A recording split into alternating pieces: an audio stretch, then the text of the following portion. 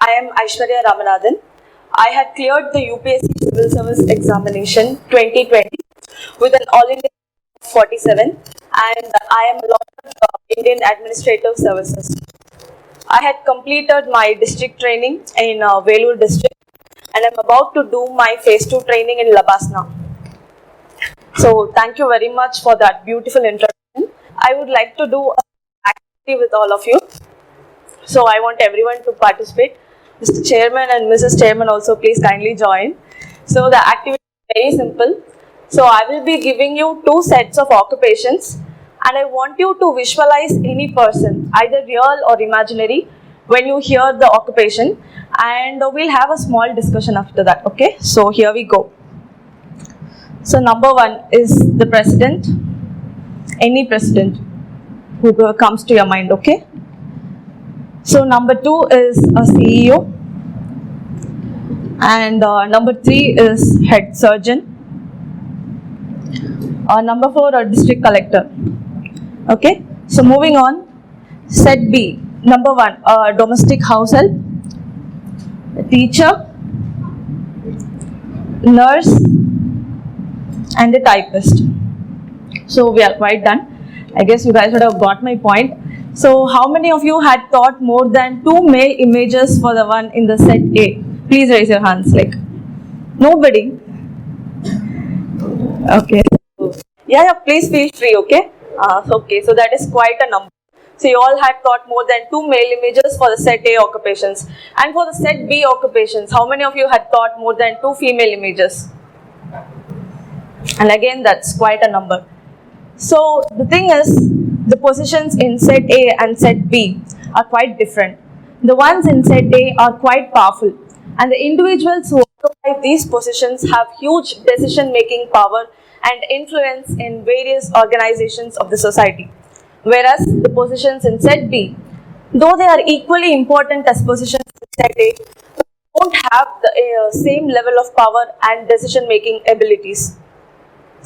To put it simply, set A are powerful positions and set B are relatively less powerful positions.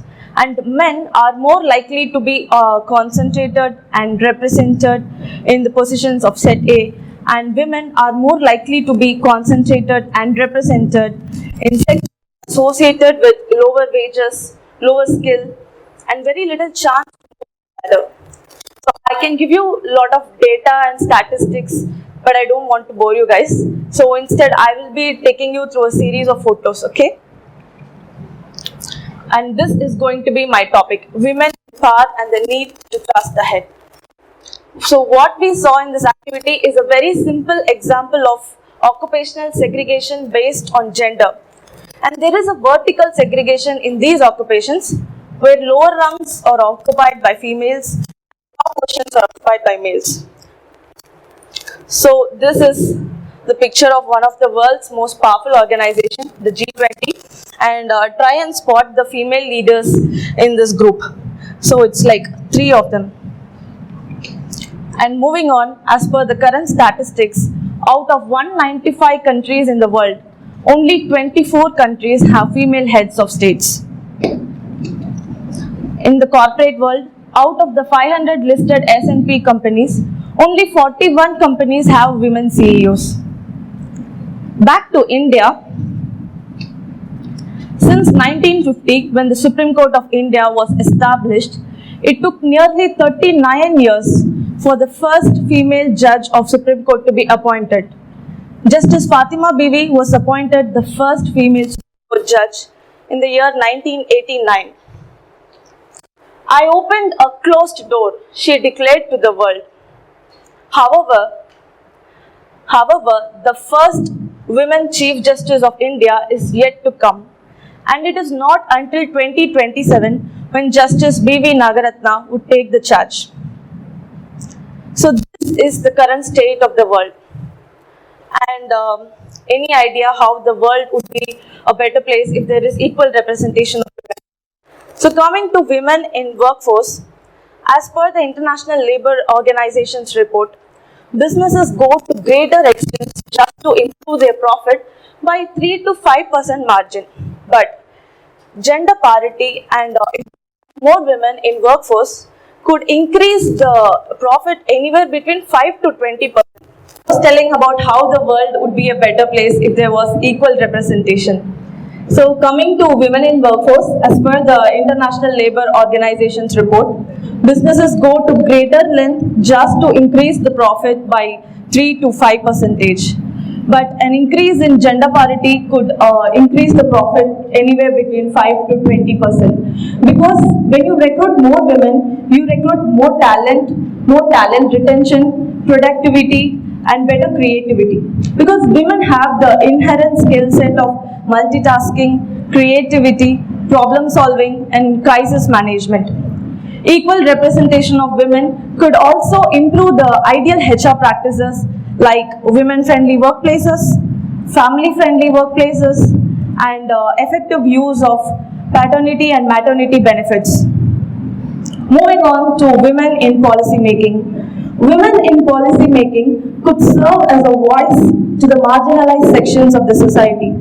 Women in policy making could use the platform to bring the issues which are often neglected from the mainstream, like domestic violence, violence against women, nutrition, deficiency, and other important issues like menstrual hygiene. So, women in policy making. There is a report called And Who Will Make the Chapatis? This is the name of the report. So, women go to power, who will make the chapatis? This is the name of the report, and it documents the experiences of women panchayat presidents in Maharashtra. They talk about how women took to politics to solve their own issues. Since these women who have handled the family affairs came to know about their problems and they saw that existing methods were not useful, so they took to politics and addressed their own issues like access to fuel, access to nutrition, and access to electricity. And this is a very heartening story. Back in my training district, Velur, in a small village, a group of women came together to revive a dead river back to life by digging recharge wells across the channel. And this was even appreciated by the Honorable Prime Minister of India during one of his Mann Ki Baat sessions. So this is the river which was revived back to life. And this is me standing with a proud smile next to the symbol of women empowerment. And we all know about the Sustainable Development Goals, which the world leaders have promised to achieve by 2030. Do you know what could be a great driving force in achieving these goals? Is women participation. So what is the road to power? The road to power is not a simple straight path or an individual business. It needs an environment and it needs cross-sectoral inclusion of women in all sections of society. And it starts right from the birth of a girl child. And the saddest part is that the struggle also begins right from the birth of a girl child. Because till today, in many parts of the world, girl child is unwanted. The societal bias is strongly against them. And as children grow, family is the first point of contact of world for the children. And it is here that they should be taught the values of gender equality, respect, and equality of opportunity. It is a great platform for parents to combat the pre-existing evils of society. Family should be a conducive environment for children to dream, to aspire and progress. And I was fortunate to be born in such a progressive family where my parents treated me and my brother equally, gave all opportunities as my brother and supported us. They encouraged us to dream and they encouraged us to fight for our dreams. Back in my preparation days, when I told everyone that I want to become an IAS officer, I was often met with doubt, discouragement, and most of the time advices. So one of our relatives had even advised my parents that getting your daughters married to a good family is the best thing that can happen to a daughter. And chasing behind lofty ideas like IAS is a big dream and it's too tough. But here I am.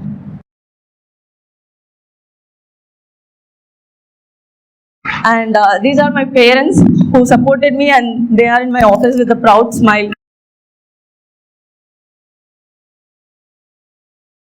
So family sets the right attitude for both our sons and daughters. Moving on, as children, they need equitable access to nutrition. Malnutrition, anemia, stunting and wasting are depriving our children of a healthy future. Every year, huge number of girls are dropping out of school due to lack of access to menstrual hygiene.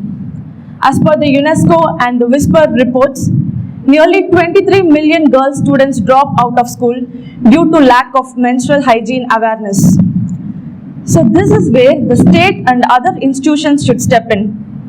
Today, the government has ensured the right to education through Sarva Shiksha Abhiyan and sanitation through Swachh Bharat.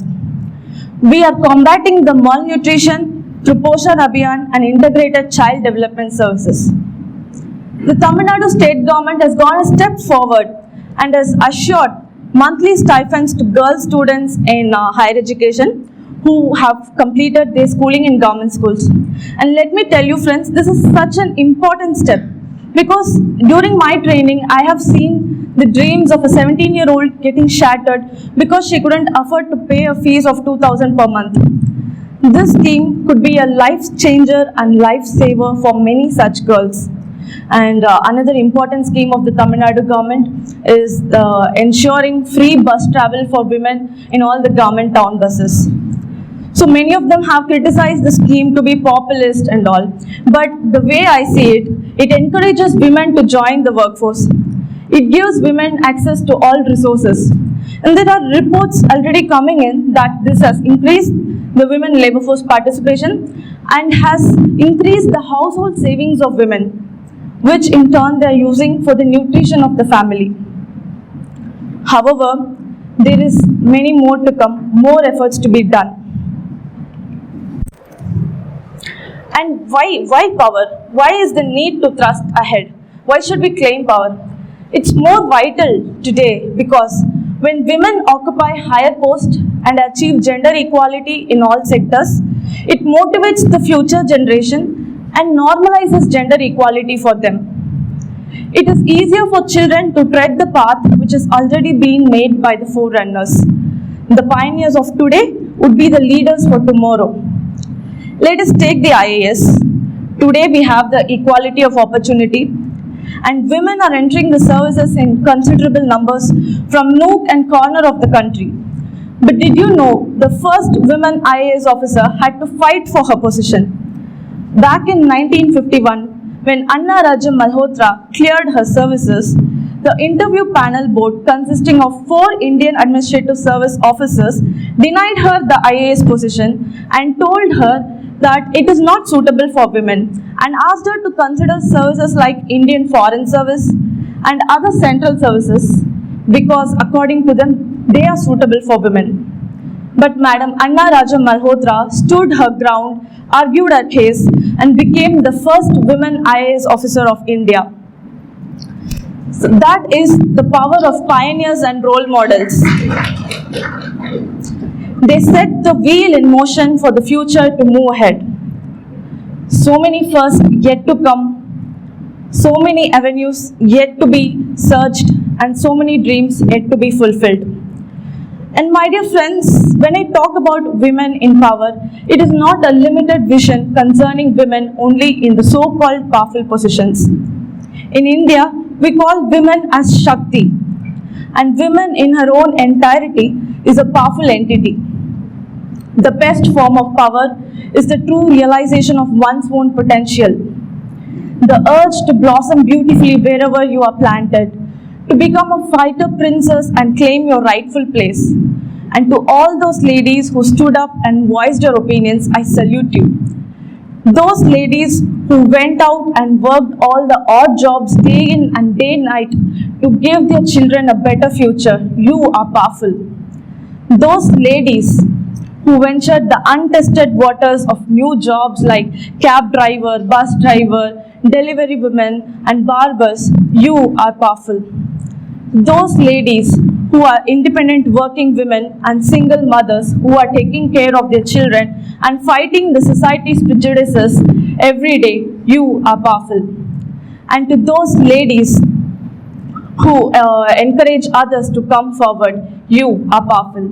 And those ladies who hide their bruises, who hide their untold pains and face the world with a smile, you are powerful. A strong and empowered woman is the power in its biggest form. So my dear ladies, let us all strive to achieve the best potential of ourselves by shattering all the shackles around us, the biggest of all being our own inhibition. Every single step we take in this regard will ensure that tomorrow the daughters and sons of India will be born in a country where gender equality and gender parity sets the standards of society. Jai Hind.